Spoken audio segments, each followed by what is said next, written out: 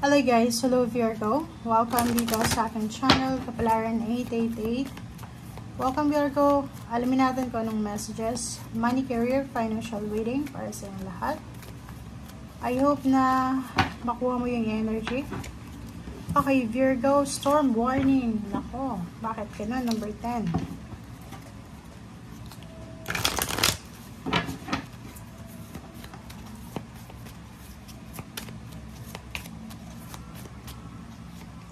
Okay, new beginnings. Wow. So, nakikita ko siya dito, Virgo. Kung may pinagdadaanan kang bagyo sa buhay pinansyal mo, sinasabi ng Barase, since it's number 10, it's endings na. So, ibig sabihin, tapos na. So, this month of November, siya yung parang simula ng pagtatapos. Parang ganon. So, step by step yung proseso ng pagtatapos ng kung anumang mahirap na pangyayari sa usaping financial mo. And nakikita natin dito na may closure na dito. So, ibig sabihin, pwedeng nakabayad ka na sa utang mo. Like for example, may mga utang ka, may mga kailangan kang isettle. Pwedeng nakabayad ka na or nagbayad ka na, ganito, ganyan. And dito naman sa new beginning, sinasabi na may magsisimula or may sisimulan ka. So, parang may matatapos, alpha, omega, may sisimulan ka. So, it's either magtatapos na yung contract mo, or pwedeng this November is tapos na yung obligation mo, financial, nakabayad ka na ng utang, or pwedeng mga duties and responsibilities, so usaping financial, and nakikita ko na may sisimulan ka. Okay? So, may magsisimula ng kanilang bagong trabaho, bagong negosyo, or bagong mindset, or bagong kaisipan tungkol sa usaping pera.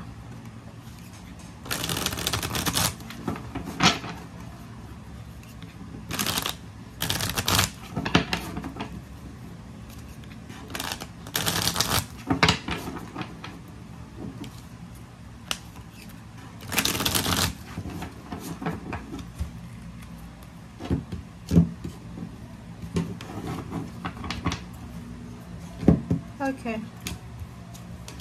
Oh. Okay. Virgo, nakikita ko siya dito na meron kang number 15, number 6 negative attachment, or meron kang mga inner battles ba yan? So, comment down below if it's inner battles or pwedeng ano lang to, ikaw lang yan. So, nakikita ko siya dito na marami kang naiisip na gawin na pwedeng temptation, or pwedeng yan talaga yung mindset mo. So, comment down below kasi ano man itong negative na maiisip mo, decision na maiisip mo, pwedeng maapektuhan yan yung 10 of Pentacles mo. So, ibig sabihin, pwede niyang maapektuhan yung completion ng financial goal mo. So, for example, may goal ka na makapag-ipon ng ganitong halagang pera bago matapos yung taon. Tapos, tatamarin ka, hindi ka papasok. So, absent ka ng absent. So, paano ka makakapag-ipon na tong 10 of Pentacles? Or yung iba gustong ma-promote sa trabaho, absent ang absent naman. Or hindi naman parang ginagawa yung best nila sa kanilang trabaho. So, paano ka mapopromote yan? So, paano yung salary increase kung hindi ka naman nagtatrabaho, diba? Parang ganun yung sabi sa'yo dito. Okay? Pero hindi naman lahat magre-resonate.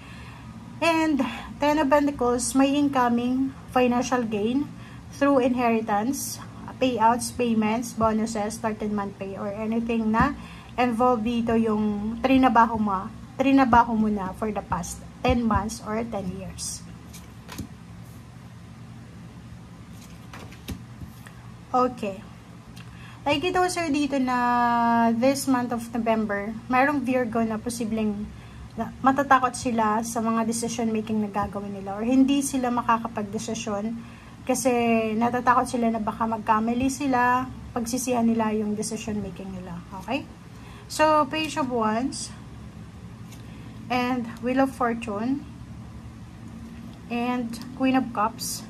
So, nakikita ko siya dito na may incoming talaga na pagbabago sa buhay mo na posibleng magbigay sa iyo ng financial peace and harmony. So, ibig sabihin, kung sa ngayon, Virgo, ang daming issue sa buhay mo na hindi ka matahimik sa buhay pinansyal mo, ang dami mong concerns, ang left and right, yung obligation, duties, responsibilities, breadwinner, or parang ang dami mong pinapasan, ang dami mong ganap sa usaping financial.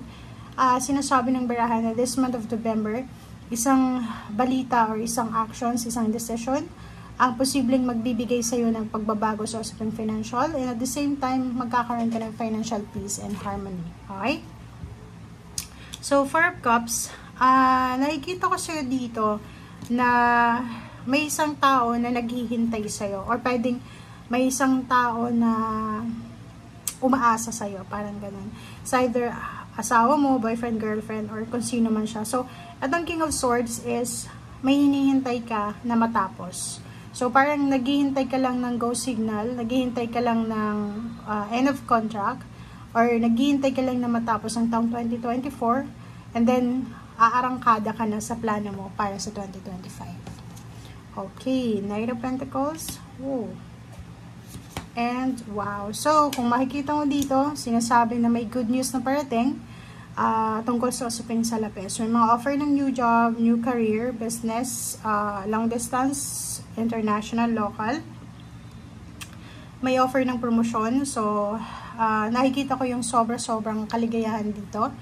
Investment. Nakikita ko rin dito na may party. Diba? May party dahil sa like mga awardings, or pwedeng may party dahil sa foundation day, foundation month ng company, na nakikita ko na dito mo makikilala kung sino yung taong pwedeng makatulong sa'yo sa party na yan. Okay, so etong Tower is nandito sa The Devil na sinasabi na kailangan mong umiwas sa kahit na anong tukso, lalo kung may involved na money, dahil posible kang magsisi sa bandang huli, o pwedeng masira yung foundation or yung stability na tinatrabaho mo. King of Wands, nakikita ko na sobra kang nakafocus sa ginagawa mo. Yung iba, posibleng bago lang sa trabaho, bago lang sa business, or pwedeng bago lang sa ginagawa nila. Sobra silang focus, 100%, 101% yung focus nila. Okay? Nakikita ko rin dito na may good news tungkol sa pinaglalaban mong justice, balance, stability, and security. So, pwedeng may result na yung kasong involved ka or involved yung family member mo. It's a good news, and if ever contract signing yan, nakikita ko yung mga fair na mga rules between you and someone na nagpapasay ng contract sa'yo. Okay? So, maraming magagandang balita kang matatanggap na pwedeng magdala sa'yo ng emotional balance and financial balance. And last card natin is Two of Wands. Ang daming options.